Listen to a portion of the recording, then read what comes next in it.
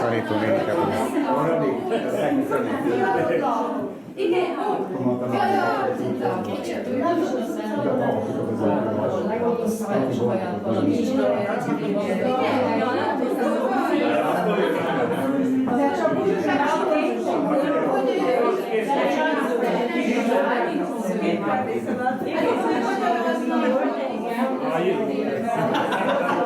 Io semmi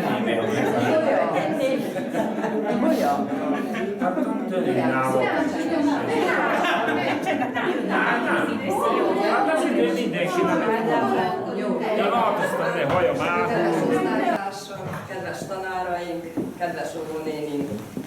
Szeretettel köszöntelek ezen az ünnepen, mert hiszem, hogy ez a találkozó egy ünnep számunkra. Amikor találkoznak emberek, mindig van amit megosztani, különösen, ha nem idegenek egymás számára. Most nem csak a saját megélt élményeinket oszthatjuk meg, hanem közös emlékeket eleveníthetünk fel, azokat az emlékeket, melyek ehhez az iskolához, ehhez a faluhoz kötődnek. Valamikor 35-40 évvel ezelőtt tele álmokkal, világmegváltó gondolatokkal indultunk el mindannyian, ezek közül a padok közül. Sok kedves emlék fűz ehhez a falakhoz, ehhez az udvarhoz, egymáshoz. Hálásak lehetünk, hogy megértük ezt a napot, és együtt lehetünk. Vannak, akik ma nem ünnepelhetnek velünk, mivel az élet más feladatra szólította el, és vannak, akik már nincsenek köztünk, akikre szeretettel és kegyelettel emlékezzünk. Gál Mihály, Jáger Irma és Lázár Vilmos fiatalon elhunyt szeretett osztálytársainkra, megbecsült tanárunkra, Szörbuleszku Mártára, és kedves papbácsinkra, Fekete Dezsőre. Gyújtsuk meg az emlékezés kis lángnyait, és egy perc néma főhajtással emlékezzünk rájuk. Én a felsőbüli osztályfőnöki órát Sárlott mondta írónő szavaiban kedden. Nincs nagyobb boldogság, mint ha szeretnek bennünket embertársaink, és úgy találjuk, jelenlétünk hozzájárul ahhoz, hogy jól érezzük magunkat. Ahogy gyülekeztünk, valami hasonlókat éreztem. Egy kicsit újra fiatalnak éreztem magam köztetek, és nagyon-nagyon boldognak. Emlékek, főleg szép emlékek idéződtek fel bennem, amelyek felmelegítik az ember lelkét. Az idők távlatában is igen nagy szeretettel gondolok az itt töltött éveimre, és rátott tanítványokra. Jó volt tudni, hogy nem volt hiába való a fáradozásunk, mert ti valamennyien becsületes, ragaszkodó emberek lettetek. Az emlékezések közben leperegtek előttem mindazok az események, amelyek velem történtek az utóbbi időben. Ilyenkor az ember mérlegel. Valóra váltottam-e célkitűzéseim, vagy nem? Jól irányítottam-e az életem, vagy voltak buktatók? Én úgy érzem, hogy jól sápárkodtam azzal a talentummal, amit a gondviselőstől kaptam.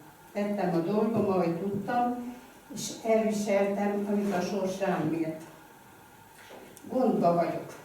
Valami nagyon szépet szeretnék mondani, valami elemilyen egyszerűt és őszintét, ami nem számít közhelynek ebben az össze-vissza ünneplő, síró, nevető világunkban. Nem könnyű a feladat, amiben megbíztatok. Végső kapaszkodásomban eszembe jut, hogy a nagy író Sütő Andrást is így biztatta a szólása az édesanyja. Hallgass a szívedre, és őszintén szólj arról, amit érzel. Engedjétek meg hát, kedves 50 évesek, hogy szitrálkodás nélkül köszöntselek benneteket, nagyon nagy szeretettel ezen a szép ünnepnapon. 50 év sok vagy kevés. Tulajdonképpen egy emberöltő. 50 év után az ember már számot adhat arról, amit céljaiból sikerült vagy nem megvalósítani. Eljöttetek sokan messziről is, számot adni az iskolának is, mely a lelketeket formálta. Nem volt könnyű az eltelt 50 esztendő. Az iskola kertén itt van egy percre megnyugszunk, megpihenünk. Kósa Lajosnak küldött így édesanyjuk. Ha elfáradt a világban, gyere haza megpihenni az öregfák árnyékába, szép időkre emlékezz. Rád nevet, mint hajdanában, cseresznye, piros alma. Gyermek leszel újra, fiam, is belefogsz egy régi dalba. Szóljon a beszámolótok dala, tehát mindenről, ami veletek történt, azóta, hogy utoljára szólt itt számotokra az iskola segítünk. Most akkor megkérlek benneteket, hogy mondjátok el röviden az eddig eltöltött évetekben mit sikerült megvalósítani, célul, hogy vagytok főleg. Szerintem így, ahogy ültök. Ha én mondhatok két szót, jól emlékezem én is a szívbe. Annyi sok szép emlékfőző rá, és főleg az, hogy fiatalok voltak. Olyan fiatalok voltak, és annyi minden célunk és tervünk volt, és soha nem tudom elfelejteni a gyermekeiket, akik most itt ülnek, mint felnőttek, ma nekük is gyerekük van. Olyan jó gyerekek voltatok az 1-4-ben, tényleg igen, olyan szorgalmas, ügyes gyermekek.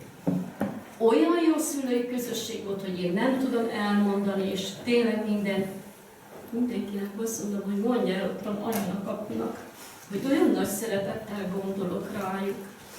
És most egy kicsit humorizáljunk is, hát ne csak mindig a rossz dolgokra, hanem ugye mi jártunk Köpecről, hát télen, biciklivel, gyalog, 4:30-kor már jöttünk, 5 órakor már benn voltunk az irodába, és soha nem tudom elfelejteni, mindig álmos voltam. Annyira álmos voltam, ott volt a csémpes, szegény Bertos Róza, be voltak már oda inkadrálódva, és megütották a tüzet, már melegen vártak. És én mindig ott volt egy pad hosszas, én mindig oda lefeküdtem, azóta sem tudok padon aludni, de akkor úgy tudtam, mint a bunda. Szegény István bácsi nyugodjékben nagyon szerettem. Imádtam mint tanáromat is, mint igazgatómat is, mint kollégát is. Azt hiszem, fiam, úgy össze voltál csongolyodott, mint valami csimmosz, és betakart valaki a kabátom, mondom, hát István bácsi, miért vette el a kabátját, hát megfázik. Azért, fiam, mert te fáztál volna meg. És ez annyiszor előfordul. Ha olyan nagy szeretettel gondolod, mikor Márta tanárnéni itt volt, ugye volt egy szobály, kapott az iskolától, és hát hol tudtunk hazamenni, vagy hol nem tudtunk hazamenni, hát akkor jó későre hazavergődtünk. Mert ugye volt kultúrmunkas, volt pionírmunkas, volt szolgálatosság, azon a hét alatt az igazgató kiadta, ugye sokszor szívtam, hogy a fele egyenek, hogy miért ilyen nekem, hogy hétfőtől szombatig, akkor szombaton is ugye tanítás volt, és akkor Bíró tanárról is, még itt volt biciklivel, ugye ketten jöttünk, vagy jártunk, ha egyszer éppen olyan idő volt, hogy megengedtes, amikor mondtam, hogy reggel korán jöttünk, és akkor a szülők hát végtelenül aranyosak voltak. Enikőnek az édesanyja mindig egy házi kenyeret küldött, Emesének az édesanyjáig pedig, nem tudom, már emlékszik-e, de nem baj, ha nem emlékszik, úgyis mindenki. Tojást kaptunk, szalonnát kaptunk, ha disznót vágtak, küldték a kóstolót, Mártánál Laci konyhát csaptunk fel, és úgy laktunk. Na hát aztán, ha már jól laktunk, akkor kellett egy kicsit inni is. Hát ittunk utána, aztán nagy énekszóra kerekedtünk, stb. És olyan kedves emlékek ezek. Misiről már elmondtam, hogy milyen kedves emlék fűznek. Misi, azért elharagudjál, és soha nem. Ez olyan vicc volt, tudod, olyan gyermek, igazi csinálom, viccet jól van. De tényleg aranyosok voltak. És köszönöm szépen, meghívtatok. Köszönöm szépen, hogy rám gondoltatok. Hát nem csak az első szálok, hát a mostani szálok is ugye ide főznek, hát amelyik Rákosi, hát akkor persze, hogy aztán akkor Rákos most már duplán a szívemhez nőtt és szívemben van. De mondom, azt felejtem, hogy úgy eltelt az idő, és olyan fiatalok, hogy itt voltunk veletek, hogy az embernek olyan jó az emlékezés. Köszönöm még egyszer, hogy elhívtatok. És mindenkinek személy szerint és a családoknak is egyetértés, békét, és főleg szeretetet kívánok. És neveljétek most már ti az unokákat, és tanítsátok magyar szóra, és szépre, és jóra, de a legfontosabb a szeretet. Mindennél többet ér. Jóisten áldja Kibővítem én is. Jó.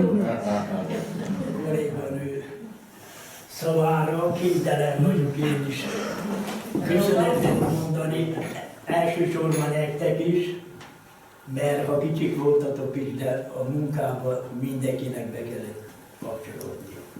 Főként a szülőknek tartozom köszönettel, mert ez a 4 tanterem az ők önkéntes munkájával épült.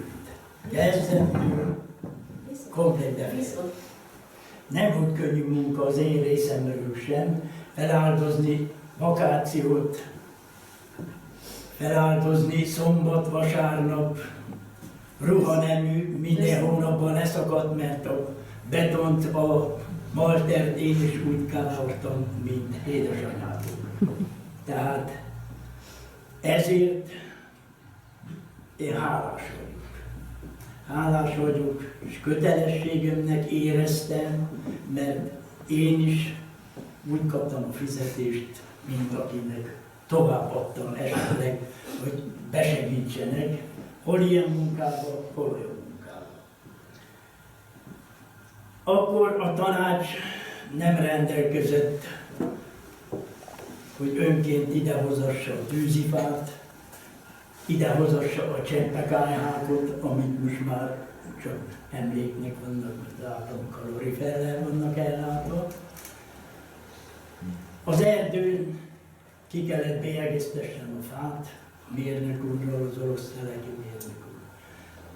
Levágattatni, pénzt teremteni, amivel a munkásokat, a vágásdíjat kifizetni, a szülők, a szemetes, az édes szüleitek, traktorosok, akinek adott, közmunkával hazahozni, fel is vágattatni, elrakni, nem volt könnyű munka. De erre tanítottak minket is annak idején a képzőben a 4 év alatt. Ezt alkalmaztam udvarhelyszéken, ahol ott is egy kultúrotthont építettem. Ugyanott létesítettem kicsi faluba 5-8 osztályos iskolát, amíg azelőtt soha nem volt, csak 1-4-ig jártak iskolába. És akkor udvarhelyre, Pezsőbújudvarvára marítáztuk a gyereket. De én szerintem az embertől is függ, hogy mit tesz, hogyan szervezi meg, és hogyan hajtja azt végre. Mert 9 évet voltam ottan, 9 évig működött a felső tagozat, és rá 2 évre meg is szűnt. Az oka talán az volt, ami itt is most érezhető, talán a veszély fennáll, hogy esetleg 1-2 év múlva itt is nem szűnik meg a felső tagozat.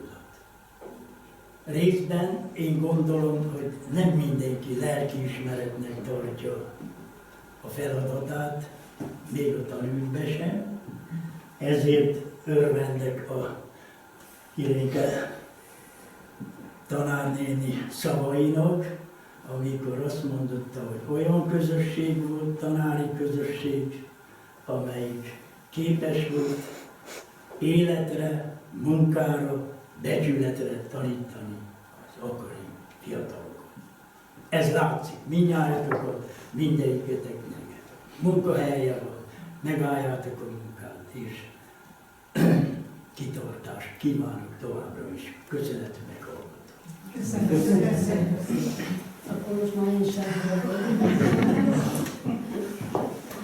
Először is nagyon szépen megköszönöm a meghívásotokat, mert ez az első alkalom, amikor eszébe juttunk valakinek, hogy óvónémink is voltak valaha, akik talán az első alapot rakták le, hogy tovább tudjatok haladni az életben. És nagyon-nagyon boldog voltam, amikor Enikő átadta a meghívót, meg is lepődtem nagyon. És most annyira jól esik, hogy végignézhetek rajtatok is. Az embernek ilyenkor valóban eszébe jutnak azok az emlékek, azok a szép valóban. És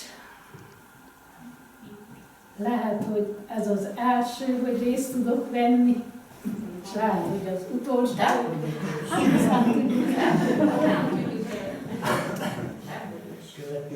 Még egyszer nagyon szépen köszönöm mindnyájatoknak, és kívánok nektek továbbra is családotokkal együtt jó egészséget és sikert további életetek folyamán. Akkor ki kezdjük? Ott Júlia.